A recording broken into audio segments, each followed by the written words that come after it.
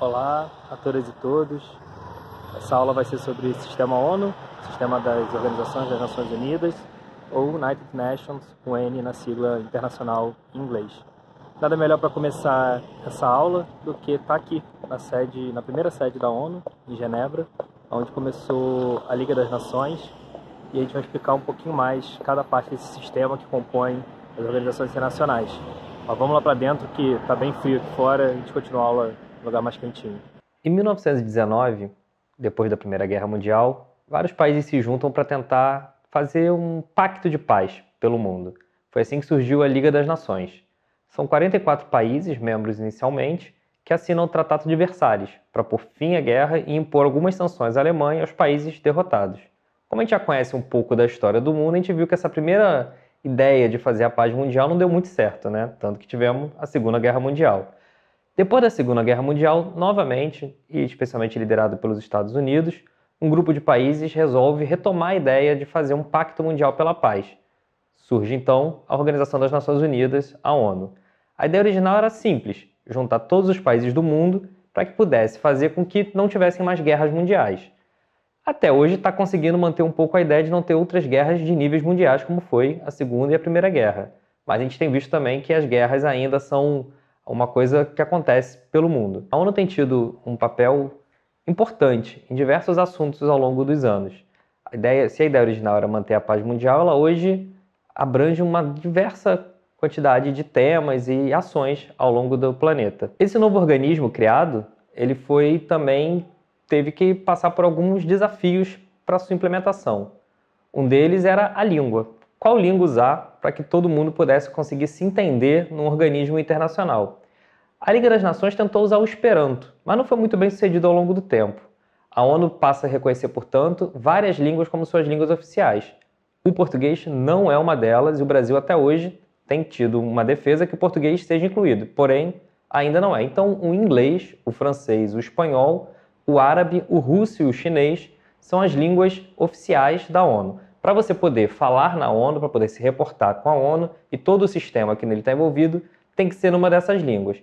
E os documentos, especialmente, em inglês e francês. Então isso é um desafio sempre para nós brasileiros e para nós que falamos a língua portuguesa, podermos acessar o sistema das Nações Unidas. A ONU hoje tem sede em Nova York, não mais em Genebra, que é onde nós estamos.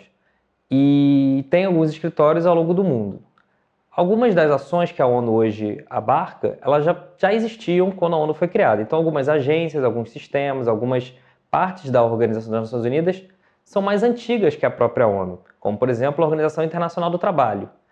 A ONU faz, portanto, uma junção de vários organismos, vários escritórios e várias pautas políticas, e isso compõe aquilo que nós estamos chamando aqui nessa aula de Sistema ONU. O Sistema ONU não é simples, ele tem uma quantidade enorme de departamentos e ações.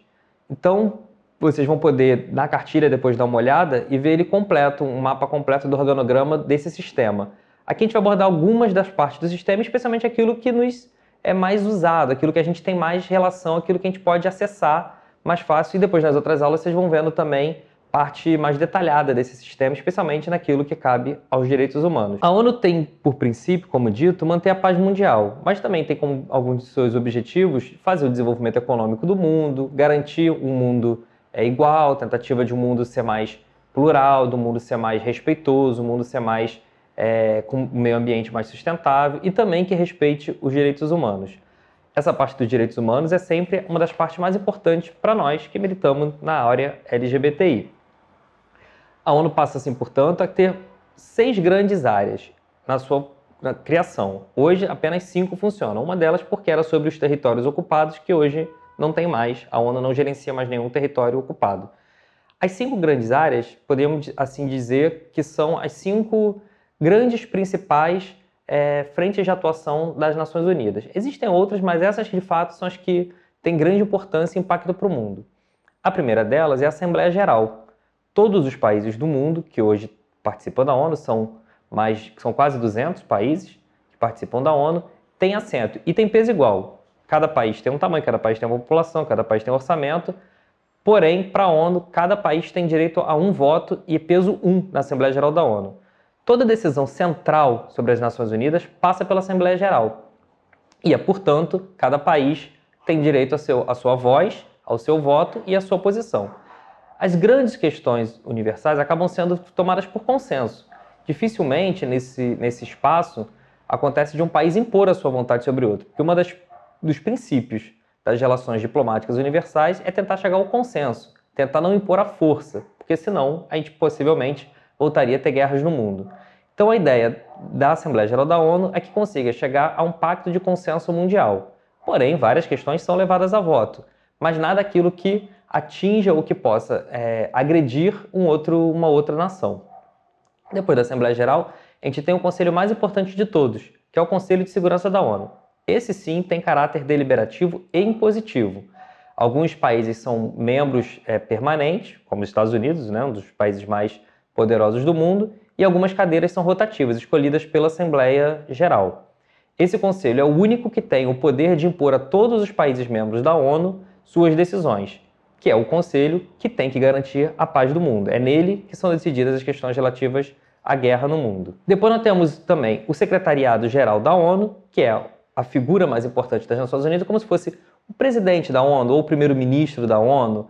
Então é um cargo muito importante, votado e decidido pelos países membros, todos os países que fazem parte da Assembleia Geral, e é ele que administra as Nações Unidas, seus mais de 5 bilhões de dólares de orçamento, seus mais de 10 mil postos temporários e todas as agências que nele fazem parte. Depois nós temos a Corte de Justiça, mais conhecido como Tribunal de Haia. Vocês já devem ter ouvido falar, alguns ex-presidentes do mundo aí que foram condenados no Tribunal de Haia, algumas ações que foram levadas para o Tribunal de Haia. Lá é um tribunal jurídico, é a parte como se fosse o Supremo Tribunal Federal das Nações Unidas, se a gente pudesse fazer uma comparação. Neles são julgados casos importantes e casos que tenham impacto também na Casa dos Direitos Humanos. Então, por exemplo, um presidente, um ditador ou alguém que foi governante de um país que cometeu crimes contra os direitos humanos, atrocidades, violências. Um exemplo prático, por exemplo, hoje é proibido você usar armas biológicas e armas químicas. Você pode ainda fazer guerras localizadas, mas com armas biológicas e armas químicas, armas de exterminação em massa, isso é absolutamente proibido.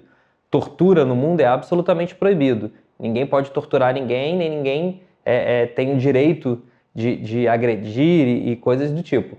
Então, se você tem uma denúncia grave sobre violações desses tipos de direitos, por exemplo, você leva ao Tribunal Internacional da ONU. Alguns ditadores do mundo já foram condenados, estão presos pelo Tribunal Internacional de Haia, e esse tribunal é algo muito importante na cadeia dos direitos humanos, porque faz parte, por ter essa forma também de você condenar, você também faz com que as pessoas, muitas vezes, não cometam os crimes contra a humanidade. Então, o Tribunal de Haia, como conhecido popularmente, é um dos partes desse sistema da ONU. Alguns desses programas e desses organismos da ONU têm influência na nossa vida diretamente. Eu vou trazer aqui alguns exemplos para a gente ver como que também esse sistema ONU influencia na questão LGBT e nas nossas questões do dia a dia. Por exemplo, a UNAIDS, que é o escritório para a questão do combate ao HIV/AIDS. O Brasil é uma referência no mundo para a questão da AIDS, mas se não fosse a UNAIDS, a epidemia da AIDS no mundo,